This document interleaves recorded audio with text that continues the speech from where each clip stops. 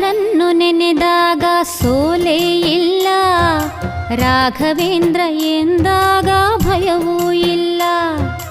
ರಾಯರನ್ನು ನೆನೆದಾಗ ಸೋಲೇ ಇಲ್ಲ, ರಾಘವೇಂದ್ರ ಎಂದಾಗ ಭಯವೂ ಇಲ್ಲ.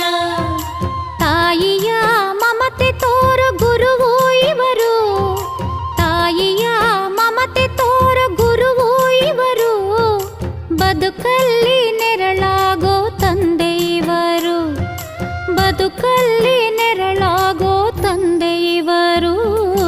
ರಾಯರನ್ನು ನೆನೆದಾಗ ಸೋಲೇ ಇಲ್ಲ,